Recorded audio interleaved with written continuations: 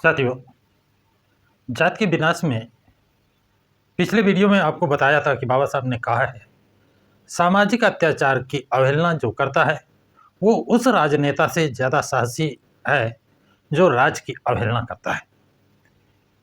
शक्ति के रूप में जाति तभी बेअसर हो सकती है। शक्ति के रूप में जाति तभी बेअसर हो सकती है।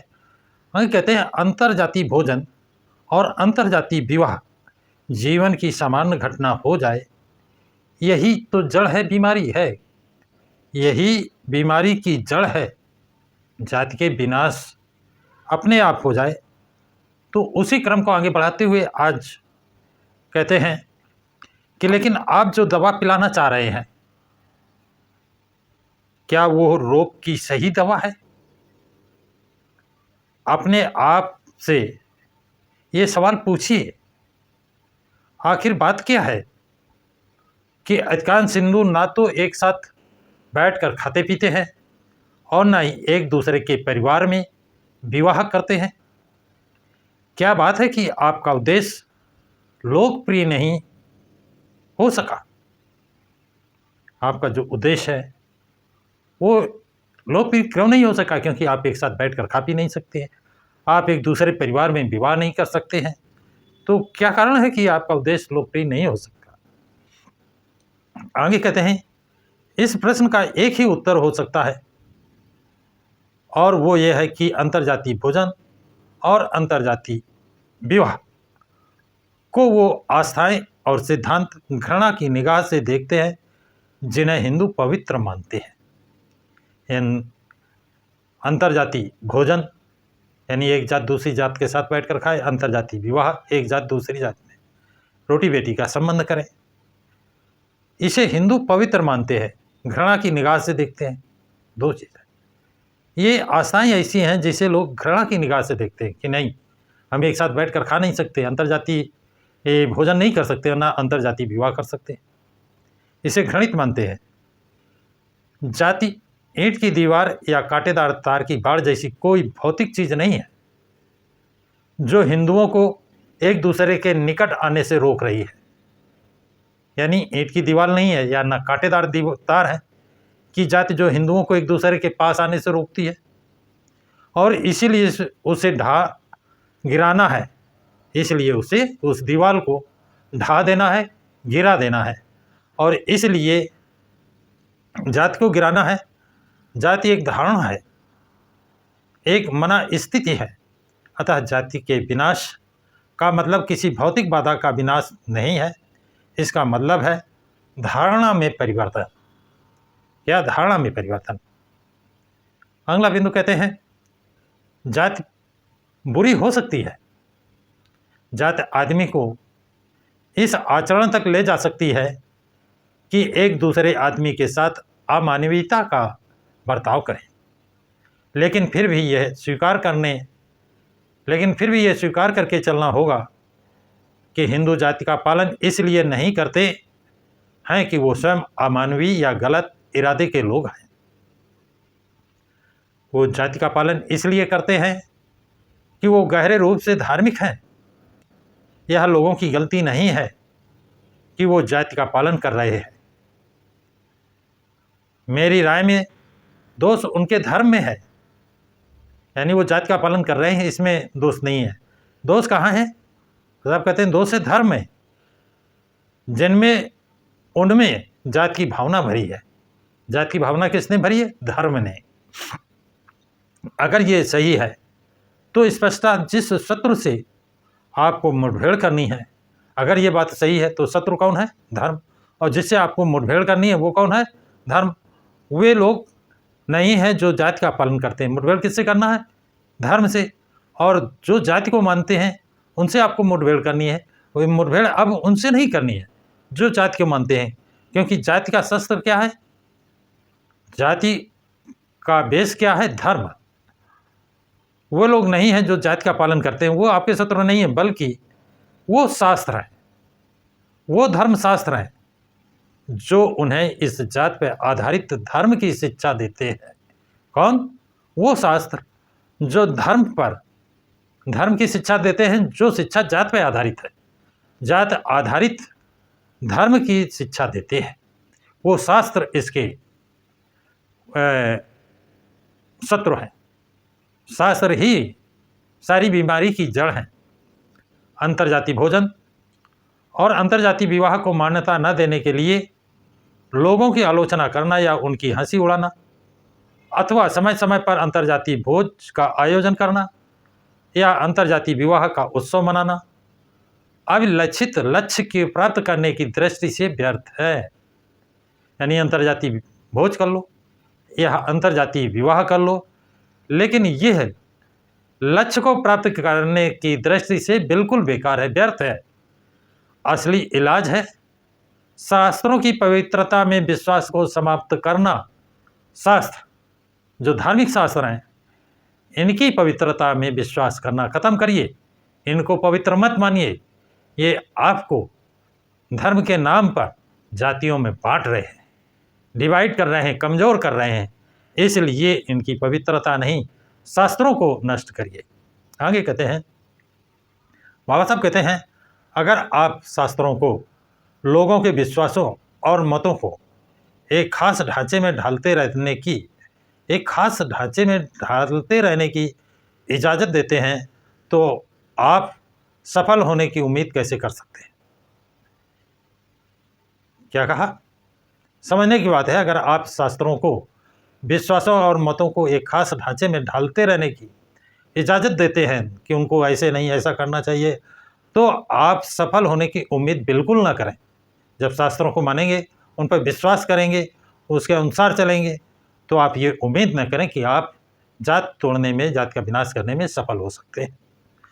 शास्त्रों की सत्ता पर प्रश्न न करना, लोगों को उनकी पवित्रता और उनके निर्दिष्ट शुभ अशुभ में विश्वास करने देना और फिर लोगों में दोष देना और उनके कृत्यों के लिए उनकी आलोचना करना अतार्किक है। कितनी बड़ी बात कह रहे हैं, समझने की बात है। फिर से आप ध्यान दीजिए, शास्त्रों की सत्ता पर प्रश्न न करना, शास्त्रों की बात माने, उनको प्रश्न चिन्ह न लगाएं, उनको गलत साबित न करें।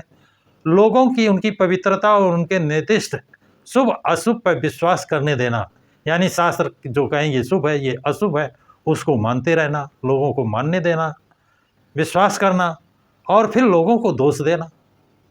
शास्त्रों की बात मानना, उस पर विश्वास करना और मानने देना, फिर दोष किसको देना है? फिर लोगों को दोष देना और उनके कृत्यों की आलोचना करना। ये अतार्किक है, ये तर्कसंगत नहीं है, बिल्कुल गलत है और अमानवीय भी है। सामाजिक सुधार के उद्देश्य से इसका कोई मेल नहीं है, इसका कोई मेल जुलाव नहीं है सामाजिक सुधार के नज़रिए से। अस्पृश्यता का निवारण करने की दिशा में काम कर रहे सुधारक, जिसमें महात्मा गांधी भी शामिल है, ये महसूस करते प्रतीत नहीं होते हैं कि लोगों के कृत्य उनके दिमाग में शास्त्रों द्वारा बैठा दी गई आस्थाओं का परिणाम मात्र हैं और जब तक शास्त्रों की पवित्रता में लोगों की आस्था है, जिस पर उनका आचरण आधारित है, खत्म नहीं होते, तब तक लोग अपना आचरण नहीं बदलेंगे। आप बात समझ पाए? फिर से समझ लीजिए, अस्पृश्यता का निवारण करने की दिशा में काम कर रहे सुधारक, यानी अस्पृश्यता समाप्त करने के लिए जो काम कर रहे हैं, उसमें महात्मा गांधी भी शामिल है और महसूस करते प्रतीत नहीं होते। ये लोग ये नहीं महसूस नहीं कर रहे हैं, ऐसा नहीं प्रतीत होता कि महसूस करते हैं, और उनके लोगों के कृत्य उनके दिमाग में शास्त्रों द्वारा बैठा दी गई आस्थाओं का परिणाम मात्र है। वो कहते हैं जो शास्त्रों ने उनके दिमाग में बैठा दी गई है, उस पर उनका विश्वास है, आस्था है, और जब तक शास्त्रों की पवित्रता में लोगों की आस्था है, वहाँ साहब जोर देकर कहते हैं, जब तक लोगों के दिलो दिमाग में शास्त्रों के पवित्रता की आस्था है कि शास्त्र पवित्र है, शास्त्रों में जो लिखा है वो सही है, तो उस पर आस्था है, तो उनका आचरण आधारित किस पर? शास्त्रों पर उनका आचरण आधारित है। खत्म नहीं होते तब तक अपना आचरण नहीं बदलेंगे। जब लग उनका शास्त्रों पर विश्वास खत्म नहीं होता है, तब लग उनका आचरण नहीं बदल सकता है। आगे कहते हैं, यह कोई आश्चर्यजनक बात नहीं है। क्या आश्चर्यजनक नहीं है कि ऐसे प्रयत्नों का कोई परिणाम नहीं निकला जो सामाजिक सुधार की बात की गई। सहभोजन अंतर्जातीय भोजन, अंतर्जातीय विवाह की बात की गई, इसका कोई रिजल्ट परिणाम नहीं निकला है। अस्पृश्यता को समाप्त करने के उद्देश्य से काम करने वाले समाज सुधारकों ने जो गलती की है वही गलती करते हुए आप भी दिखाई दे रहे हैं। यानी समाज सुधारकों ने जो गलती की है वही गलती आप भी कर रहे हैं। अंतर्जातीय भोज और अंतर्जातीय विवाह का आयोजन करना और इसके लिए आवेदन करना कृत्रिम तरीके के ज़बरदस्ती खाना खिलाने का की तरह है।